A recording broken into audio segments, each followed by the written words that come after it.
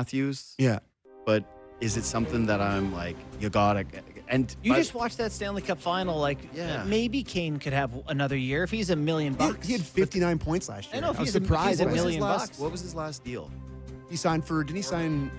Yeah. Okay, so good I'm just, and again, I'm doing this because Taves just signed. But when I saw that Taves contract where it was like Oof. make up to $7 million, So it was 5.25 in the regular no, it's season. and yeah, but if bonus they win a cup, it's yeah. up to 7. So, but it's like, Is that what he got? I knew. buddy, if he just plays like 60 games and they make it to the playoffs, it's a Five. $5.25 million contract. Good agent. Kane's Oh, was $4 million last year. That's One- what I'm 1 year, saying $4 is, million. I don't want to pay Patrick Kane Yeah, $4 that. million. But I would take Patrick Kane instead of Max Domi. If you move his money, Yeah. something like that, where it's like, can you? But so now you, You could have done that scenario with a lot. but now you have no centers on the roster. It's like Yeah. Domi right now is well, on track okay, to. what about Pius Suter?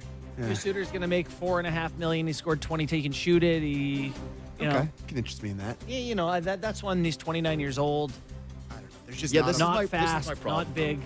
with that, my entire problem with everything this Does it right. offseason is that it's like the one center that you'd like to have back on a really cheap deal is the Bars, and for whatever reason, it doesn't seem like it's going that way right now. We'll see how it plays out. The rest of the center market is terrible. Terrible. There's no way to really pivot your D in a way that you're looking at it and going, okay, this kind of a shakeup would be good for you free agent wise. There's just a bunch of wingers that you kind of like. Like I like Riley Smith. Yeah. You know, like How about a league minimum deals? This Cole Koepke who was on a good line in Yeah. Boston last year. yeah, or, it's stuff you like know. that. It's Yeah. moves like that I look at and go, hey, can you find a good bargain version from this group of players? Yes, the Canes, the Mangiapanis, whatever, guys that are coming in under the full market value because they would rather play in Toronto, whether it's a chance to win, make a little money off the ice, get a little bit more visibility, whatever it is. That's sort of the way I'm looking at it as a more holistic standpoint, rather than me feeling like there's one target that you got to have other than Tanev, because like I said, more Tanev. You know who is out there as a UFA is Leafs deadline legend last year, Luke Luke's Kunin. dead. No, Luke Kunin. Oh, They can get him for whatever they Yeah. want. Yeah, that was I'm hot good. rumor. Hot rumor. I don't I've hate seen Mikey I've seen enough Eason Luke Kunin. yeah. Yeah. Anyways. Okay, Where's so Marner going? there you go. So that is the question. So Marner's not going to be a Toronto Maple Leaf. Did you hear? So what is the most fascinating?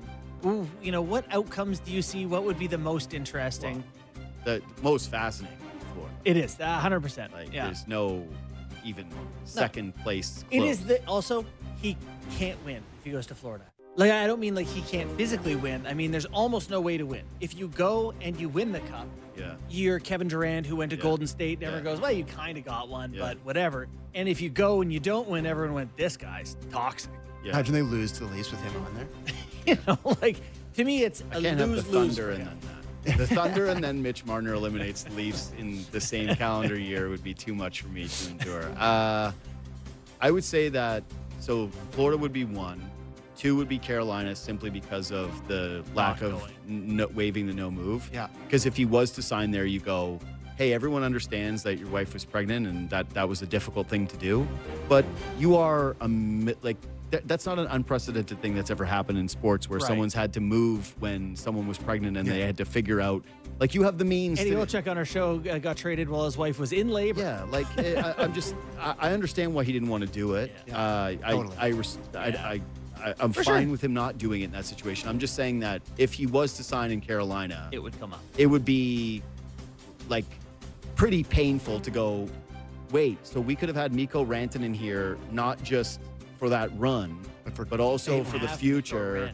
And it was all because you weren't willing to go there earlier. Like, think about how it felt if for those of us of a certain age, when Sundin did decide to come back and play in the NHL. It felt very bad. Yeah, it did. And obviously everyone got over that, and I think that we as a market overreacted to Sundin when he didn't waive the no move originally. But for a little bit there, it was a real tough feeling until he came back and won a game against the Leafs. And then Yeah. it was like, things are better now. Backhand top corner on Yeah, Vesataskala. so to have it go that way, where you sign with that team and it directly cost you a Hall of Famer, yeah, Where do you think he's going? Vegas. What's the I think thought Dallas. process there? I think that they get rid of Petrangelo and that they find ways to. That's what the Golden Knights do.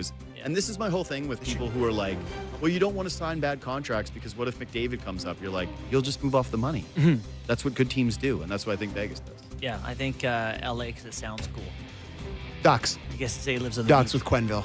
Yeah. They're trying to like be Win Nowie. I think he goes to the Ducks. He's the It's perfect 14, duck. 14 and a half million. And they just Go signed be him. the guy for Yeah. the duck. Yeah, exactly. Either way, I'm sick of it. Wear those candy ass jerseys. All right, Bunk, thanks for joining us, pal. We will be back tomorrow with Nick Kiprios. And yeah, we'll see you then. Thank you very much.